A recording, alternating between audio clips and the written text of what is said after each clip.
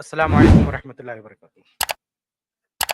अल्हम्दुलिल्लाह वस्सलातु वस्सलामु अला रसूलिल्लाह व बाद। मौजू है हैवी डिपॉजिट का शरई हुक्म। देखिए, हमारे यहाँ हैवी डिपॉजिट की जो एक आम शक्ल है वो ये कि हमें घर लेना होता है, मकान लेना होता है रहने के लिए, तो हम मालिक मकान को एक बड़ी रकम दे देते हैं, 5 लाख या 10 लाख। उसके बदले में हम उसके घर में रहते हैं फ्री में, मुफ्त में, या कोई छोटा-मोटा किराया भी तय कर देते हैं। तो ये शक्ल है हमारे यहाँ हैवी डिपॉजिट की एक। इसी को लेकर हम बात करेंगे। देखिए, अगर हम इख्तिसार के साथ इसका हुक्म बयान करें तो ये हराम और नाजायज़ है।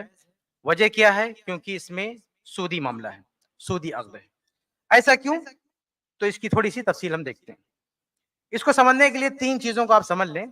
कर्ज़ किसको बोलते हैं, सूद किसको बोलते हैं, और ये जो डिपॉजिट है इस मामले में, उसकी हैसियत क्या बनती है, उसकी हकीकत क्या है।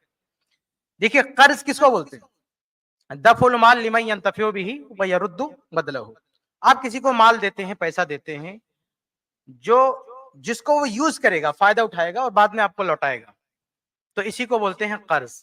ये ज़हन में रखें कि आपने किसी को पैसा दिया जो आपको वापस लेना है, और वो पैसा रखेगा नहीं, इस्तेमाल करेगा वो, और बाद में आपको दे देगा उसका बदल। तो ये है कर्ज़। सूद क्या है? कुल्लु कर्ज़िन जर्रा मनफ़अतन फ़हुव रिबा। इस मामले में सूद ये है कि हर वो कर्ज़ जो अभी मैंने आपको बताया कर्ज़, उसमें अगर नफ़ा की शर्त रखी जाए कि हमने आपको कर्ज़ दिया है, अब उसके बदले में हमको नफ़ा चाहिए, या तो सराहत के साथ बोल दिया जाए, या ऐसा कोई उर्फ़ हो कि इसके बदले में ये चीज़ लाज़मी तौर पे दी जाती है, ली जाती है, तो फिर ये सूद है। हर वो कर्ज़ जो लाज़मी तौर पर आपको नफ़ा दिलाए, जिसके साथ नफ़ा मशरूत हो, कि इसके बदले हमें ये मिलना चाहिए या अंडरस्टूड हो किसी भी तरह से, तो वो कर्ज़ हो जाएगा सूद। ठीक है? अब तीसरी चीज़ है डिपॉज़िट। ये जो हम घर लेते हैं और उसको जो हम पैसा देते हैं, बहुत बड़ी रकम देते हैं, 5 लाख, 10 लाख, ये असल में क्या है? हम जो अपनी ज़बान में बोलते हैं कि डिपॉज़िट है, ये सिक्योरिटी के लिए है, क्योंकि घर में अगर वो कुछ नुकसान करता है, लाइट फैन तोड़ता है या किराया नहीं देता है, भाग जाता है, तो हम रिकवरी कैसे करेंगे? तो देखिए, अगर बहुत ज़्यादा लॉस के चांसेज़ हैं, तो क्या करेगा आपका? 2-3 बल्ब तोड़ देगा, पंखा तोड़ देगा, 3-4 महीने का किराया नहीं लेगा। तो बहुत बड़ी अगर रकम बनती है ज़मानत के लिए, तो वो 1 लाख बनती है।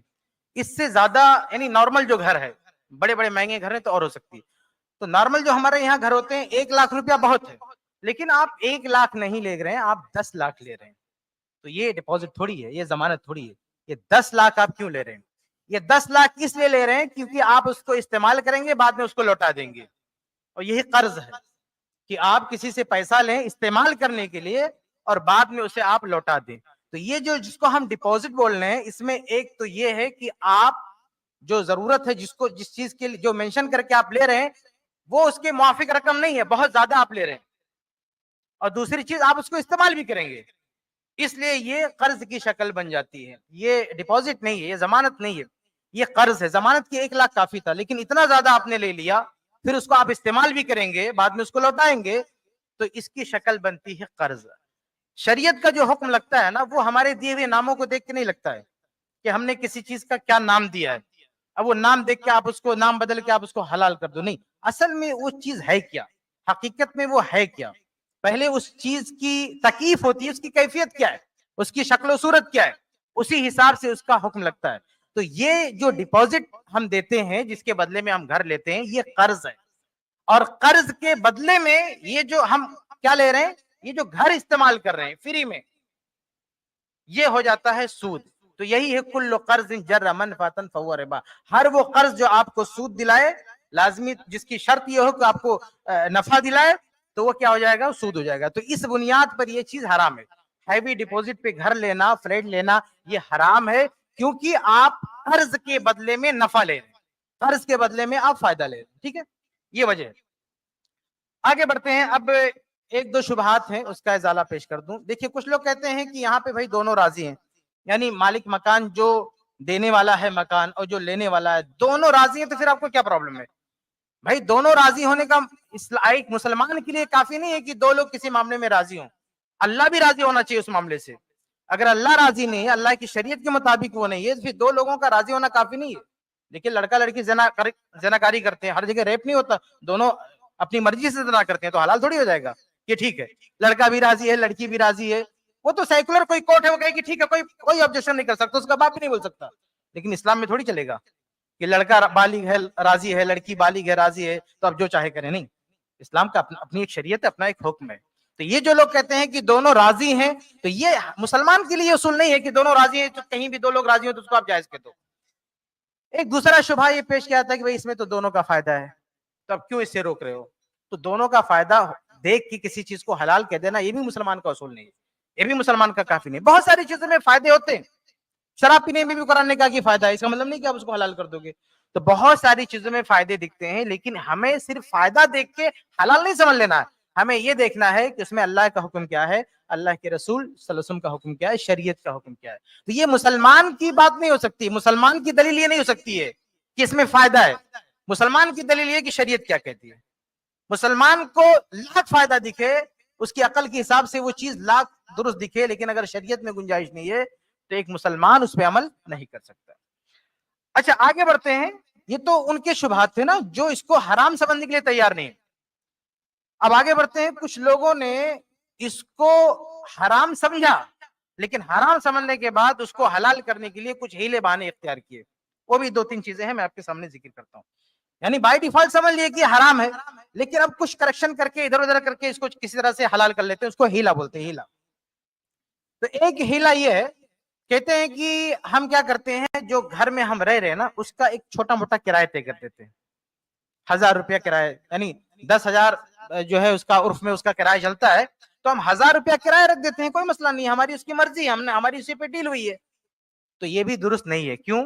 क्योंकि अगर उर्फ में हमारे उस इलाके में उस घर का किराया, 10 घर है, सबका किराया नॉर्मल 10,000 है, तो आपने सिर्फ 1,000 तय किया है, तो जो आदमी फ्री में रह रहा है, हैवी डिपॉजिट पे फ्री में रह रहा है, और आप 1,000 किराया दे रहे हैं, दोनों में फर्क सिर्फ इतना है कि वो मुकम्मल सूद खा रहा है, यानी 10,000 वो सूद खा रहा है, और आप जो है वो 10,000 वहां पे सूद का मामला है, और आपके यहाँ बस ये 9,000 का, बस यानी आपने थोड़ा सा अदा कर दिया बस। लेकिन इसका ये मतलब नहीं है कि आपके लिए वो जायज हो गया, क्योंकि ये जो कम पे डील हो रही है ना, उसकी वजह वो कर्ज की वजह से किराया मालिक मकान कम कर रहा है, वरना आप कहीं और कम करा के देख लो, नहीं कम करेगा कोई।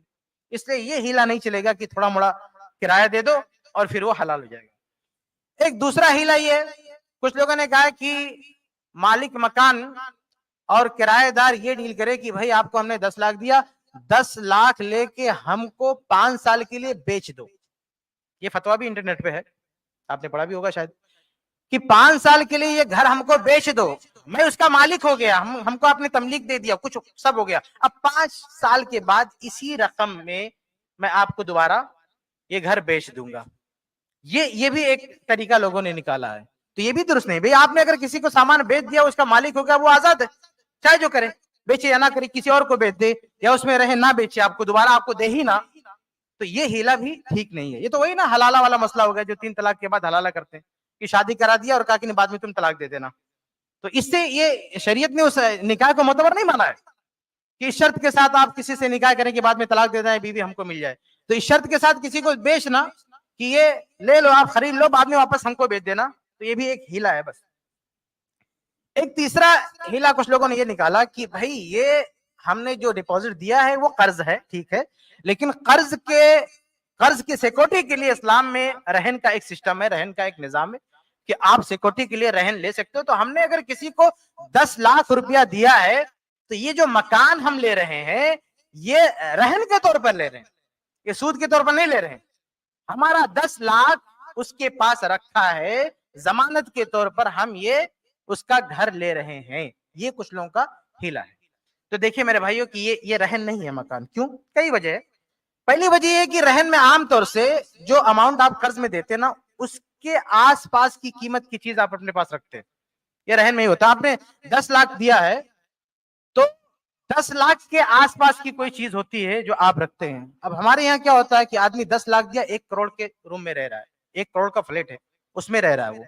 ये कैसे हो सकता है? इतना बड़ा जो है रहन में इतना बड़ा अमाउंट, इतनी बड़ी मालियत की चीज कैसे रखी जाती है? ये नहीं रखी जाती। आगे पीछे होता है कुछ, लेकिन थोड़ा बहुत आगे पीछे होता है, लेकिन इतना फर्क हो کہ 10 लाख दे के आप 1 करोड़ की चीज रखें, ऐसा रहन में नहीं होता। दूसरी चीज ये कि रहन में रखने का मतलब क्या होता है कि अगर वो कर्ज नहीं लौटाता है तो उस पर हम कब्जा कर सकें, उसको हम जब्त कर सकें, तभी वो रहन होगा ना।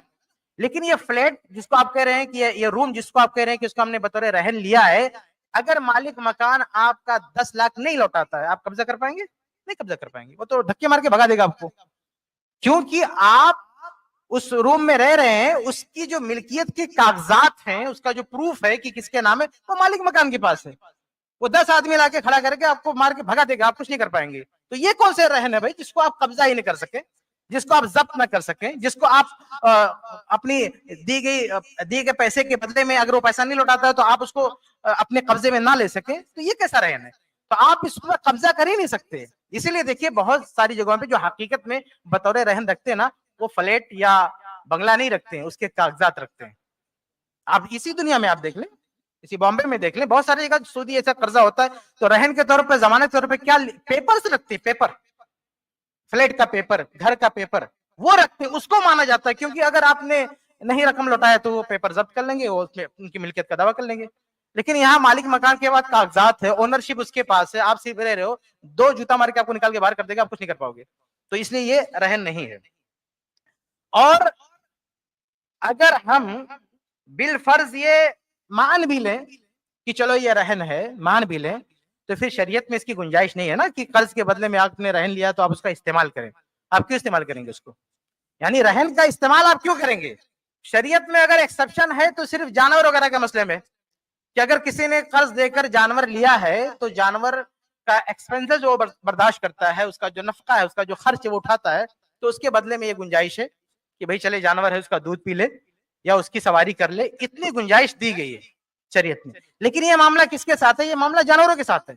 आम दूसरी अशिया, दूसरी चीजें अगर बतौर रहन कोई रखेगा तो उसको इस्तेमाल नहीं कर सकता है, शरीयत में इसकी गुंजाइश नहीं है। तो ये जो घर आप ले रहे हैं ये कोई जानवर नहीं है जिसपे आपको खर्चा देना पड़ता है, इसलिए ये बहाना भी नहीं चलेगा कि हम जो है खर्चा कर रहे हैं इसलिए हम इसको जो है ले रहे हैं। कुछ लोग ये भी कहते हैं कि उसका जो मेंटेनेंस आता है ना, इसको जानवर से कैसे मुशाबे करार देते हैं कि जानवर में देखिए चारा देना पड़ता है और घर का मेंटेनेंस देना पड़ता है, तो ये हम जो है चूंकि मेंटेनेंस दे रहे हैं घर का, इसलिए हम जो है उसको इस्तेमाल करेंगे। देखिए ये जो मेंटेनेंस की आप बात कर रहे हैं, ये मेंटेनेंस वो मालिक मकान भी दे सकता है। जानवर में क्या होता है, आप जानवर ले आए, अब जिसका जानवर वो आपके घर पे आके उसको नहीं खिलाएगा, लेकिन ये जो मेंटेनेंस है रूम का, मालिक मकान वो बैठे बैठे पैसा भेज सकता है, कोई मसला नहीं है। ऐसा भी नहीं है कि वो एक साल का मेंटेनेंस दे सकता है, बाद में भी दे सकता है, यानी उसके पास पूरे 50 रास्ते हैं। ये आपको किसने मजबूर किया है कि नहीं जो रहेगा वही मेंटेनेंस देगा, दूसरा नहीं दे सकता? मालिक मकान कभी भी दे सकता है, वो दे सकता है। तो इसमें आपके ऊपर कोई बोझ नहीं, ऐसा नहीं है कि वो रूम खत्म हो जाएगा, जल जाएगा, राख हो जाएगा अगर आपने मेंटेनेंस नहीं दिया, तो ऐसा कुछ भी नहीं है। इसलिए ये बहाना भी नहीं चलेगा। तो खुलासा ये है मेरे भाइयों कि ये जो हैवी डिपॉजिट पे जो हम घर लेते हैं या देते हैं, ये हराम है, ये सूदी लेन देन है, इसलिए हमें इससे बचना चाहिए। हम इसको कोई भी नाम दे दें, डिपॉजिट नाम दे दें, कोई भी नाम दे दें, इससे ये चीज हलाल नहीं हो जाएगी। इसलिए हमको बचना चाहिए, ना तो देना चाहिए डिपॉजिट पे और ना लेना चाहिए। इससे बहुत सारे नुकसान होते हैं। बहुत सारे लोग ऐसे ना जिन्होंने डिपॉजिट पे दे दिया घर, उसके बाद में उसको वापस ले ही नहीं पाते, यानी 10 लाख लिया वो खर्चा हो गया, अब बेचारा 5-6 साल उसको खाली नहीं करा पा रहा है क्योंकि वो पैसा नहीं दे पा रहा। ऐसे कई लोग फंसे। मैंने एक बार कुछ लोगों से मशवरा किया कि मैं जब कोई घर किराए पे लेता हूँ 2 साल बाद खाली करा देता है, तो ऐसा क्या तरीका है कि वो खाली ना करा पाए जल्दी, 5-6 साल के लिए हमको रहने दे? तो उसने कहा, हमको मशवरा दिया गया कि आप हैवी डिपॉजिट पे ले लो, वो पैसा दे ही नहीं पाएगा तो आपको खाली नहीं कराएगा। तो ये मसला होता है मेरे भाई, आदमी फंस जाता है, पता नहीं उसके कल क्या हालात हो, 10 लाख लिया पता नहीं कहाँ इधर उधर हो गया, तो वो जिंदगी भर जो है लटका रहेगा। ऐसी बहुत सारी, इसी मुंबई में बहुत सारी मिसालें मेरे सामने कि बेचारे फंस गए और परेशान हो गए, बहुत ज्यादा दुखी हो गए। तो आप जो कुछ लोग कहते हैं ना दोनों का फायदा नहीं, बहुत बड़ा नुकसान हो जाता है जो हमको नजर नहीं आता है। एक आखिरी बात मैं बात खत्म करता हूं, वो ये कि अगर आप कुछ फायदा उठाना चाहें, एक दूसरा रास्ता ये है कि अगर आपको किराया कम किराया चाहिए बड़ी रकम देके, तो उसकी शक्ल ये हो सकती है कि आप साल भर का किराया एक साथ दे दें। साल भर का किराया आप एक साथ उसको दे दें, एडवांस पेमेंट कर दें। अब एडवांस पेमेंट करने के बाद वो आपको वापस नहीं लेना, वो कर्ज नहीं है, वो उसका हो गया, कीमत आप उसको दे रहे हैं, किराया दे रहे हैं। अब उसमें आप ये गुजारिश कर सकते हैं कि एडवांस में आपको इतना दे रहा हूं एक साथ, आप कुछ किराया कम कर दें, 10,000 है, 9,000, 8,000, ज्यादा तो नहीं कम करेगा वो इसमें, لیکن تھوڑا بہت کم ہو سکتا ہے. یہ شکل صرف ہو سکتی ہے کہ آپ پورا 1 سال کا پیمنٹ ایک ساتھ کرایہ دے دیں اور اس میں کچھ گزارش کریں کم کر دیں. اگر وہ کم کر دیا تو ٹھیک ہے, یہ سود نہیں, کیونکہ آپ دے رہے ہیں وہ اس کی اجرت دے رہے ہیں, یہ کیا ہے, یہ قرض نہیں ہے. تو یہ چند باتیں تھیں اس حوالے سے کہ ہیوی ڈپازٹ کا جو شرعی حکم ہے تو یہ سود ہے, اس کا لین دین جائز نہیں, اس لیے ہمیں اس سے بچنا چاہیے. السلام علیکم.